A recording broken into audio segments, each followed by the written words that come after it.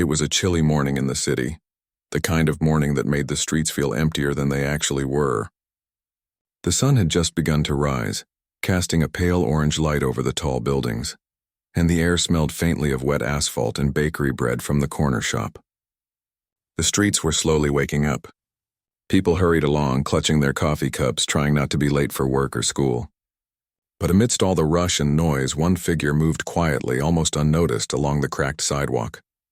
The figure was a young boy, no older than 12. His clothes were worn out and thin for the season. The jacket he wore had holes at the elbows, and the shoes on his feet had long lost their grip, making it difficult for him to walk on the slick pavement. His hair was messy and his face, pale and tired, carried the kind of sadness that only hardship can bring. He clutched a small, battered backpack that seemed to hold all the little things he owned. Most people passed by without a glance, lost in their own worlds, too busy to notice the boy who looked like he had nowhere to go. The boy wandered aimlessly, moving from one street corner to another, hoping to find something to eat or a place to rest for a while. But every door he approached seemed to be closed to him. People shook their heads or hurried past. A few offered quick apologies when he asked for food, but that was all. The city, despite its crowded streets, felt empty to him. It was a lonely place for someone who had no one to call family, no roof over his head, and no safety to speak of. He had been living like this for months, sometimes sleeping in abandoned buildings, sometimes under bridges, always hungry, always cold, and always afraid. He had learned quickly how to survive on his own, how to avoid trouble, and how to make the smallest amount of food last as long as possible. But the weight of loneliness was harder to handle than hunger. He missed being treated like a person who mattered. He missed the warmth of kindness, even if it was just a smile from someone who cared. Most days he felt invisible, like the city itself had decided he did not belong. On this particular morning, as the boy walked past a small church at the end of a quiet street, he noticed a man standing by the entrance. The man was tall, dressed simply in a shirt and tie, with a kind face that carried both strength and gentleness. His eyes were warm, and there was something about the way he looked at the world that made people feel calm and welcome. He was the pastor of this church, a man who had spent his life helping others, especially those who had nowhere else to turn. The boy, not expecting anything, lingered nearby, hoping maybe for a crumb or a glance of kindness, though he had almost stopped believing that anyone would care. The pastor noticed the boy too, watching from a distance. There was no judgment in his eyes, only concern. He had seen many people in need, but something about this boy caught his attention. Perhaps it was the way the boy kept to himself, cautious and wary. Yet there was a quiet strength in the way he walked, a silent determination not to give up. The pastor stepped closer slowly, making sure not to startle him. "Good morning, young man," the pastor said softly. The boy flinched slightly, not used to hearing someone speak to him in such a gentle tone. "Are you okay? Do you have somewhere to stay today?" The boy hesitated. Trust did not come easily to him. Most adults either ignored him or treated him with suspicion. He had learned to be careful, to hide his needs, to protect himself. But something in the pastor's eyes told him that this man was different. There was no anger, no impatience, no sense that he thought the boy was a burden, just genuine concern.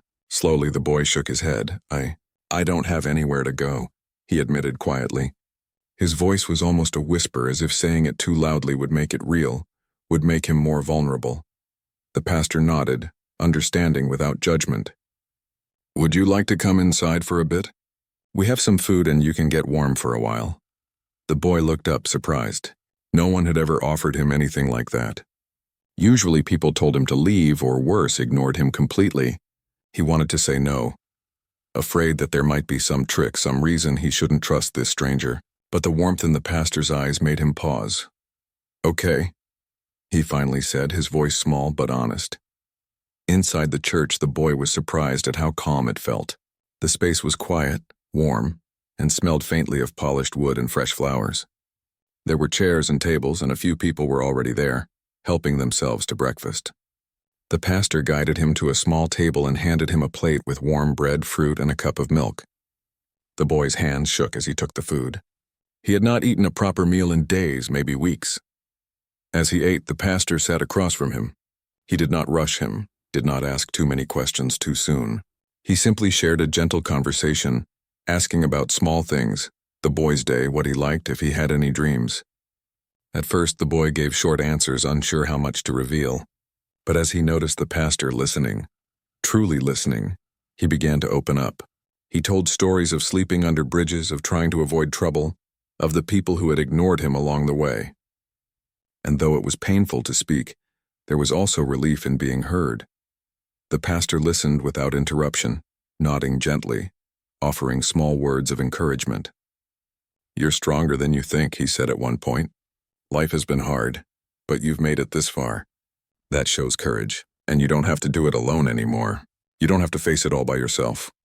The boy looked at him, a mix of surprise and disbelief on his face. He had never heard anyone speak like that to him. Most people only reminded him of what he lacked, but this man reminded him of his worth. For the first time in a long time, he felt seen, felt valued, felt like he might belong somewhere. After breakfast, the pastor showed him around the church, introduced him to a few kind volunteers, and made sure he had a warm coat and some new shoes. The boy felt awkward accepting these gifts at first, unused to kindness given without expecting something in return, but the pastor simply smiled and said, "Take what you need. You deserve to be safe and warm. That's all that matters right now."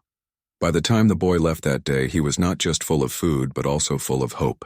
He did not know what the future held, and he was still unsure about trusting others completely, but he felt a spark he had almost forgotten existed. The pastor had offered him something far more valuable than a meal or clothes. He had offered him a sense of belonging, a glimmer of hope, and the first step toward a life he could one day be proud of. As the boy walked away, he looked back once at the church, at the man who had welcomed him so openly. A small smile touched his lips, the first real smile in many months. He did not know it yet, but this moment, this encounter would change his life forever. And the pastor, watching from the doorway, knew that this was just the beginning. He could not fix everything, could not erase the boy's past, but he could offer guidance, support, and a steady hand to help him take the next steps. And sometimes, that is all a person really needs to start believing in themselves again. After that first morning, the boy started visiting the church more often. At first it was just for the meals and the warmth, but over time he began to feel a connection he had never experienced before. The pastor never rushed him, never forced him to do anything he wasn't ready for. He treated the boy like a person who mattered, like someone who had value and a future worth fighting for. The boy began to open up in small ways. He would share little pieces of his life, things he hadn't told anyone before.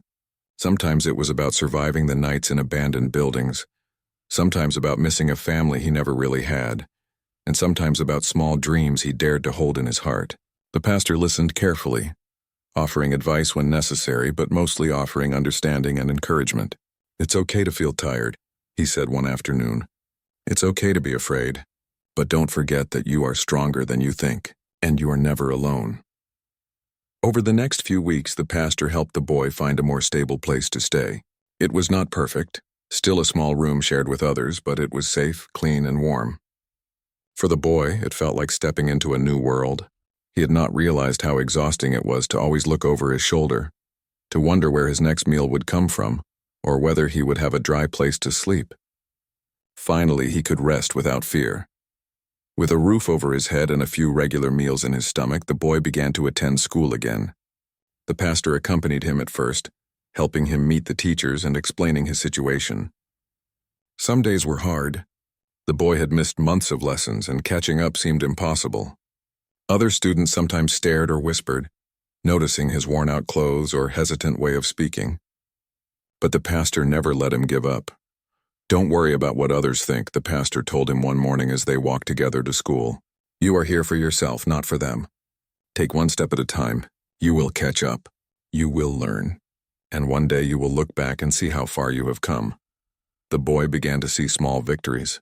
He could solve math problems faster than before, read a little more confidently, and even participate in class discussions. Every small success gave him a sense of pride he had never known. He began to believe that maybe he could have a future after all, that maybe he could dream of something bigger than just surviving day to day. The pastor also helped him learn other life skills. He taught him how to manage money, even a small amount, and how to budget it for food, transportation, and other necessities. He taught him about hygiene, how to care for his clothes and belongings, and how to communicate respectfully with others. Most importantly, he taught him about trust, compassion, and patience. Sometimes the boy struggled. Some nights old fears would creep back in. He would worry about losing everything, about being forced back to the streets. He would ask himself if he really deserved this new life, if people like him could ever truly belong. But the pastor was always there to remind him. "Fear is natural," he said one evening as they sat in the small room the boy now called his own. "It doesn't mean you are weak. It means you are learning to be brave. And bravery is not the absence of fear. It's moving forward even when you are afraid." The boy began to realize that he was not just surviving anymore, he was growing.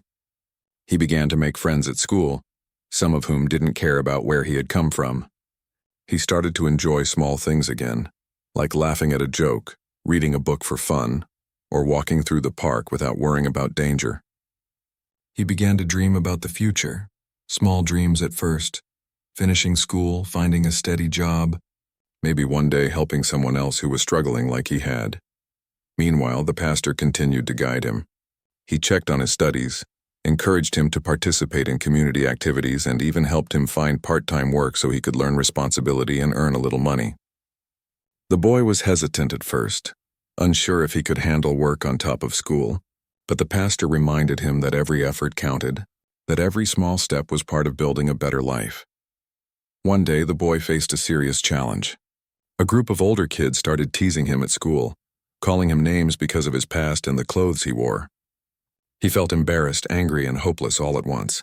When he told the pastor about it, he expected to hear him say it was just part of life and that he should ignore them. But the pastor did something more. He helped the boy understand how to respond with dignity, how to stand up for himself without hurting anyone, and how to keep his focus on his own growth rather than the opinions of others. "You cannot control what people say or do," the pastor said gently, "but you can control how you react. Your life is your own. Don't let anyone else take that away from you. Show them who you are through your actions, not your words." The boy followed the advice, and slowly the teasing stopped. He felt a newfound sense of confidence, realizing that he could handle difficulties and setbacks. It was a lesson he would carry for the rest of his life. Challenges were not roadblocks. They were opportunities to grow stronger. As months passed, the boy continued to improve academically and socially. He began to participate in school projects, community events, and church activities. He even helped younger kids at the church who were struggling, sharing small tips and encouragement he had learned from the pastor. He felt proud of himself, proud that he was becoming someone who could make a difference even in small ways. The pastor, watching him, felt a quiet satisfaction. The boy was still young and had a long way to go, but the foundation was being built. It wasn't just about providing meals or a place to sleep. It was about teaching him to believe in himself, to trust others, and to understand that kindness and effort could change a life. The pastor had seen many people in need, but there was something special about this boy. He had resilience, intelligence, and a heart that, once nurtured, could do great things. One evening, after a long day at school and work, the boy sat with the pastor in the small church hall. They were not talking about anything in particular, just sitting in quiet company. The boy felt a sense of peace he had never known. He realized that he was starting to feel like he belonged somewhere, like he was part of a community that cared about him. For the first time in years, he felt hope not as a distant dream, but as something real and tangible. The pastor broke the silence gently. "You know," he said, "life will not always be easy. There will be hard days, moments when you feel like giving up. But remember, you are not alone. You have the strength to face those days, and you have people who care about you, people who believe in you." The boy nodded. He didn't have words to fully express how grateful he felt, but his actions spoke louder than words. He started volunteering more at the church, helping with meals, cleaning up, and even tutoring younger kids. Each time he helped, he felt a little stronger, a little more confident, and a little more connected to the world around him. The transformation was not instant, and it was not always smooth. There were setbacks, moments of doubt, and days when the boy felt the weight of his past pressing on him. But through it all, the pastor was there, steady and patient, guiding him, supporting him, and believing in him even when he struggled to believe in himself. By the end of the year, the boy had changed in ways that were visible to everyone. He walked taller, spoke with confidence, and smiled more often. He was no longer just a survivor. He was a young boy with hope, ambition, and a sense of purpose. The pastor had given him more than food and shelter. He had given him a chance to see himself as capable and worthy, and though the boy did not know it yet, the lessons he was learning, the guidance he was receiving, and the bond he was forming with the pastor would shape the rest of his life. It was the beginning of a journey that would eventually lead him to repay the kindness he had received, showing that even one act of compassion could ripple through time and change the course of someone's life forever. Life was beginning to feel different for the boy. The days that had once been filled with fear and uncertainty were slowly being replaced with routines, learning, and small victories. But the path forward was not always smooth, and the boy soon realized that growing up and stepping into a better life meant facing challenges he had never encountered before. At school, he started catching up with his studies, but it was not easy. There were subjects that felt like walls he could not climb, lessons that seemed impossible, and tests that reminded him of how much he had missed. Some days he wanted to give up. The pressure was heavy, and old fears whispered in his ear that maybe he wasn't good enough, maybe he would never succeed. But the pastor never let him stay down for long.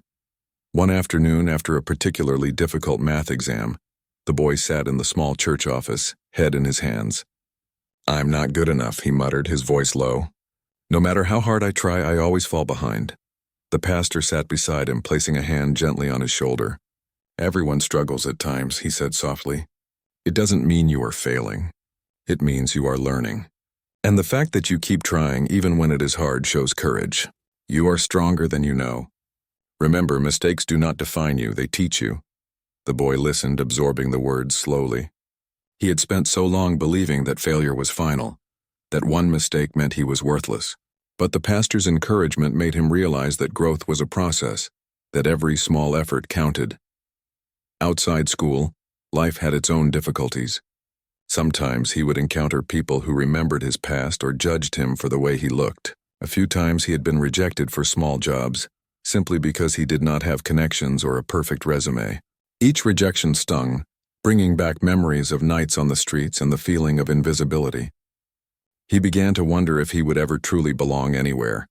But even in those moments, the pastor reminded him to focus on what he could control. "You cannot change what others think," he said, "but you can work on yourself. You can learn, you can improve, and you can keep moving forward. Life is not about waiting for doors to open, it's about creating your own doors." Slowly, the boy began to see the truth in those words. He took extra time after school to study, asked questions when he did not understand, and looked for small ways to prove himself capable. Each small success, a good grade, a kind word from a teacher, a task completed at a part-time job, built his confidence and reminded him that he could shape his own future. At home, the boy also learned about responsibility. The small room he lived in was now his space, and he was expected to keep it clean, manage his small allowance, and care for the few belongings he had. These were lessons he had never learned before, and at first they felt overwhelming. But the pastor was patient, guiding him step by step. "Being independent is not about being perfect," he said. "It's about learning to take care of yourself and make decisions that help you grow." As months turned into years, the boy began to see the results of his efforts. His grades improved steadily, and he earned respect from teachers and classmates alike. He developed a sense of pride in his achievements, but more importantly, he began to feel proud of himself simply for trying, for never giving up, and for taking the first steps toward a better life. Even with progress, the boy faced emotional challenges. There were days when memories of the streets and the people he had lost made him feel lonely and sad. There were moments when he wondered if the kindness he had received was too good to be true, or if he would ever truly deserve a life free from fear and hunger. During these times, the pastor remained a steady presence, offering guidance, listening without judgment, and reminding him that healing and growth take time. "You have been through so much," the pastor said one evening as they walked through the quiet streets after a volunteer activity. "It is natural to feel afraid or unsure, but look at how far you have come. You have survived, learned, and grown. That is proof of your strength." The boy began to understand that strength was not just about facing physical danger or surviving hunger. It was about persistence, resilience, and believing in oneself even when life felt uncertain. The lessons he learned were small but powerful. Being kind even when others were not, asking for help when needed, and always keeping hope alive, even in difficult times. The pastor also encouraged him to give back in small ways, even while he was still learning and growing. The boy helped younger children at the church, tutoring them in reading and math and assisting volunteers with meals and activities. At first, it felt strange to help others when he still felt so fragile himself. But he soon discovered that giving kindness and support made him feel stronger, more confident, and connected to the world around him. One significant moment came when the boy was asked to lead a small group of children in a reading activity. At first he hesitated, unsure if he had the authority or the knowledge to guide others.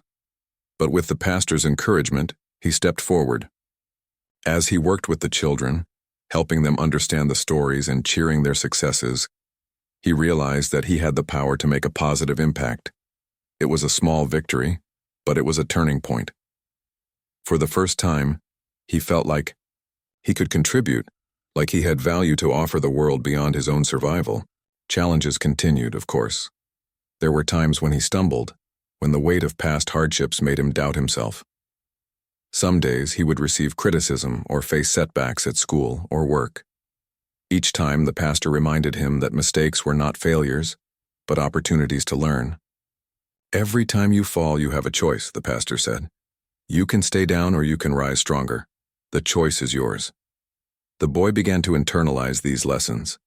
Slowly, he developed patience, perseverance, and a sense of responsibility that had been missing from his life. He realized that growth was not about instant success, but about steady, consistent effort. He learned to set small goals, celebrate achievements, and keep moving forward even when progress felt slow. By the time the boy reached his late teens, he had transformed in remarkable ways. He had completed high school, held part-time jobs to support himself, and built meaningful friendships. He had learned to manage money, solve problems, and approach challenges with a calm, thoughtful mindset. More importantly, he had developed self-respect, a sense of purpose, and the understanding that he could shape his own destiny. Throughout this journey, the pastor remained a guiding force, not as someone who controlled his life, but as a mentor, a supporter, and a friend. The boy learned the value of kindness, trust, and mentorship. He saw firsthand how one person's compassion could ripple outward, changing the course of a life and inspiring others to do the same. The boy often reflected on how far he had come. He remembered the cold mornings on the streets, the hunger, the fear, and the loneliness. And he compared it with his life now, the warmth of a safe home, the security of meals, the joy of learning, and the friendships he had built. He realized that the pastor's guidance had been the turning point, the moment that set him on a path toward hope and stability. He also began to understand the deeper lessons the pastor had taught him, that life was not just about surviving, but about growing, giving, and helping others. That challenges were part of the journey, and that setbacks did not define a person. That one act of kindness, given without expectation, could change a life forever. As the boy looked toward the future, he felt a quiet determination. He wanted to continue growing, continue learning, and continue giving back. He wanted to honor the pastor's faith in him by becoming someone who could make a difference in the lives of others. The path ahead was still uncertain, and life would still bring challenges, but he had learned the tools, values, and resilience to face whatever came his way. The bond between the boy and the pastor had grown into something unshakable. It was no longer just a relationship of guidance and mentorship. It had become a deep connection rooted in trust, respect, and mutual care. The boy knew that whatever happened in life, the lessons he had learned and the encouragement he had received would always remain with him. And although he did not yet realize it, the foundation was being laid for the moment when he would have the chance to repay the kindness that had changed his life. A moment that would remind both him and the pastor that compassion, patience, and guidance can create ripples that last a lifetime. Years passed, and the boy, now a young man, began to step fully into the life he had once only dreamed of. The streets that had been his home so many years ago felt like a distant memory, a part of a past he had survived but never wanted to relive. The young man carried with him the lessons, discipline, and encouragement the pastor had given him. Every decision, every achievement, was quietly shaped by the guidance and faith he had received. He had finished high school with good grades, something he had once thought impossible. The confidence that had grown within him now propelled him forward, pushing him to pursue further education and opportunities that once seemed out of reach. He worked part-time jobs to support himself, saving carefully, managing money responsibly, and learning the value of persistence. The hard lessons of his past had given him focus and determination, but life was still challenging. He encountered obstacles that tested both his skills and his character. There were times when work opportunities didn't turn out as planned, or when exams felt impossibly difficult. Some days were lonely, and the pressure of managing responsibilities sometimes made him feel as though the weight of the world rested on his shoulders. Yet he had learned resilience. He reminded himself, as the pastor had once told him, that challenges were not roadblocks, they were opportunities to grow. He also remained grounded by humility. He never forgot the nights he had spent on the streets, the hunger he had felt, or the fear of being invisible to the world. Those experiences had shaped him and reminded him that success was not just about what you achieved, but about how you treated others along the way. He treated people with respect, kindness, and patience, no matter their background. During this time, he became more involved in community work. Inspired by the pastor's example, he volunteered at local shelters, tutoring children, assisting in food drives, and mentoring other kids who were struggling. Helping others gave him a sense of purpose, a reminder that his own experiences could be turned into lessons for those still fighting their way through difficulties. The joy he found in giving back was different from anything he had experienced. Before, it was a quiet, steady pride that came from making a real difference. The young man also began to think about his long-term future. He knew he wanted a stable career, one that could provide security for himself and the ability to help others. He explored different options, researching schools, programs, and opportunities that aligned with his interests and values. With careful planning, determination, and the continued guidance of the pastor, he found a program that offered him the education and skills he needed to pursue his dream career. Throughout these years, he never lost touch with the pastor. They would meet regularly, sharing meals, discussing challenges, celebrating successes, and reflecting on the journey that had brought them to this point. The pastor never allowed pride or ego to take over, never demanded repayment or recognition for his early kindness.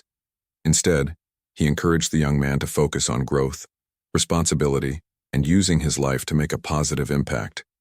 There were moments when the young man paused to reflect on how far he had come. He remembered the boy he had once been, the scared, hungry, lonely child wandering the streets. Comparing that boy to himself now was almost unbelievable.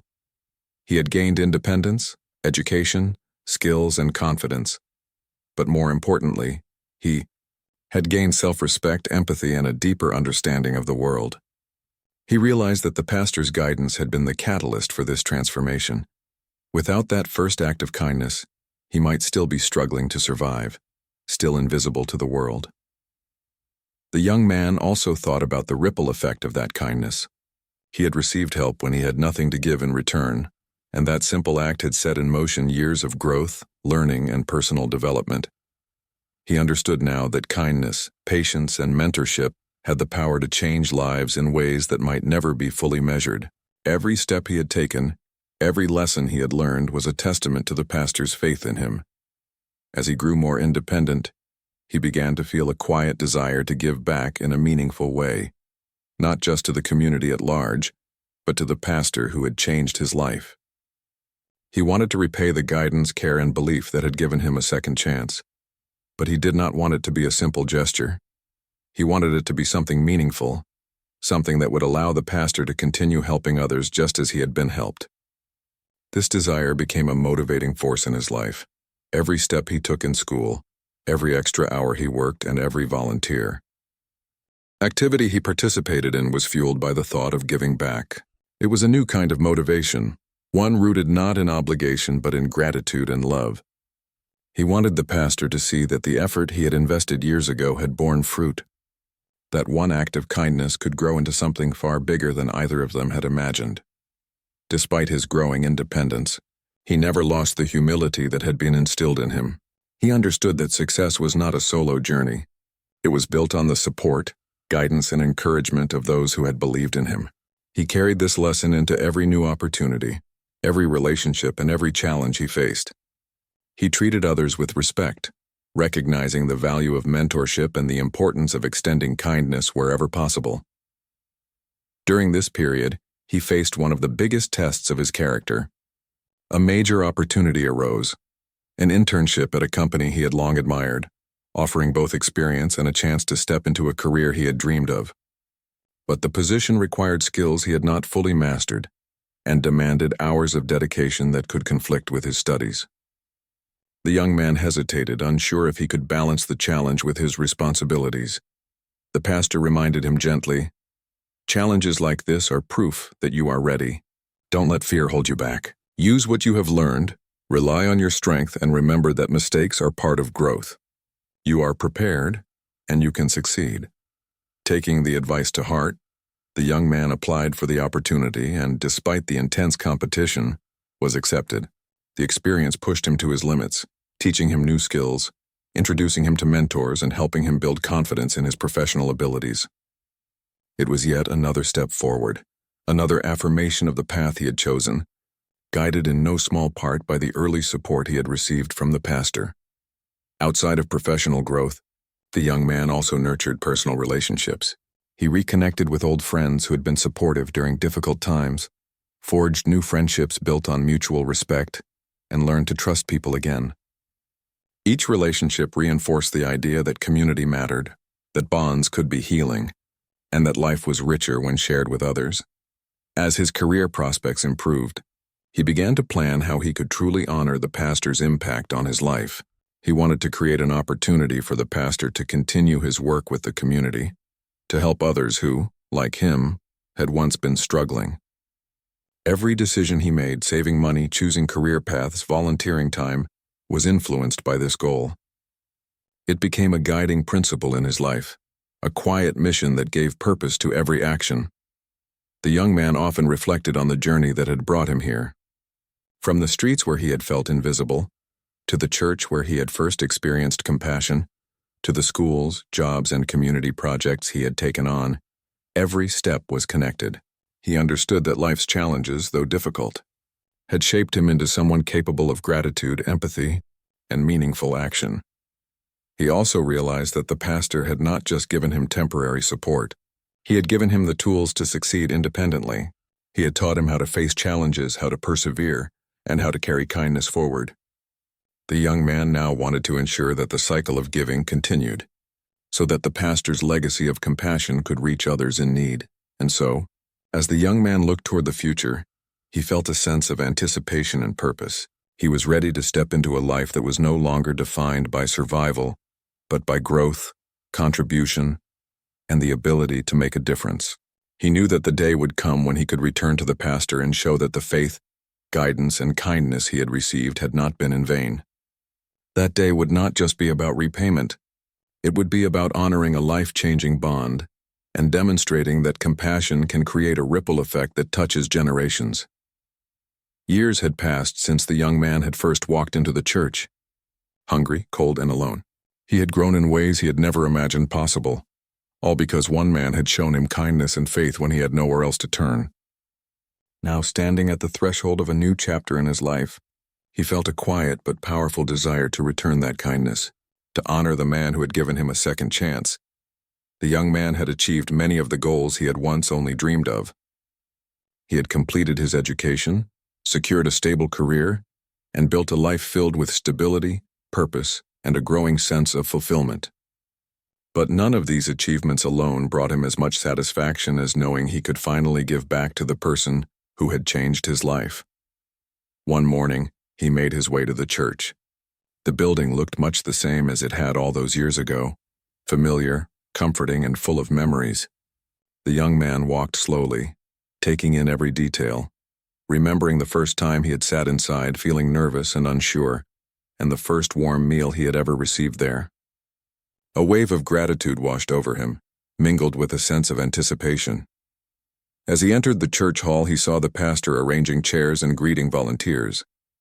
The man looked older now, with gray at the temples and faint lines around his eyes, but his presence was just as warm, his demeanor just as calm and welcoming as it had been years ago. The young man felt his heart beat faster, a mixture of nervousness and excitement coursing through him. "Good morning," the young man said softly, stepping closer. The pastor turned and his eyes widened in recognition. A smile spread across his face, warm and genuine. "Well, I'll be," he said. "Look at you. It's been years.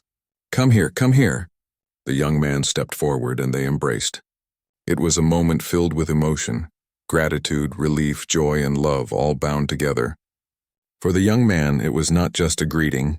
It was a reunion that marked the culmination of years of growth, struggle, and transformation. For the pastor, it was a living testament to the impact of one act of kindness, a reminder that compassion, patience, and faith could truly change a life. After a few moments, they sat together and the young man spoke. "I don't know if I can ever thank you enough," he began. "You believed in me when I couldn't even believe in myself. You gave me hope, guidance, and a chance to live a life I never thought I could have. I've never forgotten it."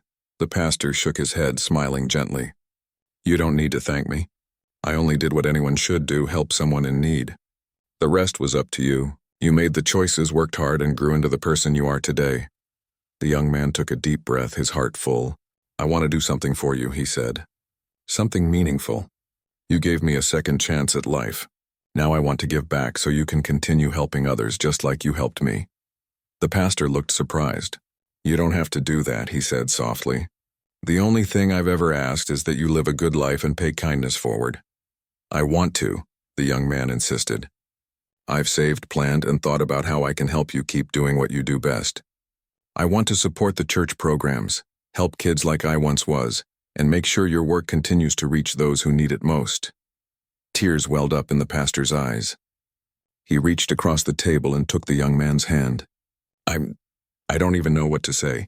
You've already given me so much by coming back and sharing your life with me. Seeing you succeed, seeing you grow into someone compassionate and responsible, that's all the thanks I could ever need." But the young man insisted. He had prepared carefully for this day, and he presented a plan, a proposal to help expand the church's outreach programs, provide better resources for children, and create scholarships for students in need. Every word he spoke carried gratitude, respect, and a determination to make a difference. The pastor listened, tears slowly sliding down his cheeks. He could see that this was more than financial support. It was love, respect, and a promise that the kindness he had shown would ripple outward, touching more lives than he could ever imagine. The young man's gesture was a living embodiment of the lessons he had learned: resilience, responsibility, and the power of giving back. After the meeting, they walked together through the church grounds. The young man explained how he had grown, how he had pursued education, overcome challenges, and built a life filled with stability and purpose. The pastor listened, his heart full of pride and humility. He remembered the boy who had first walked into the church hungry and unsure, and now he saw a man ready to continue the cycle of kindness. "Do you realize," the pastor said softly, "that what you've done today is just as important as anything I ever did for you? You've taken what you were given and multiplied it. You are proof that love, guidance, and patience can change the world, one person at a time." The young man nodded, feeling the weight and beauty of those words. He understood now that repayment was not just about giving resources. It was about carrying forward the lessons of compassion, mentorship, and responsibility, ensuring that the gift he had received would continue to reach others. Over the next few weeks, the church began implementing the programs the young man had helped fund. Children in need received tutoring, food, and school supplies. Scholarships were provided to students who had struggled to access education. Volunteers were trained and inspired by the young man's story, seeing firsthand how one life could be transformed and, in turn, transform others.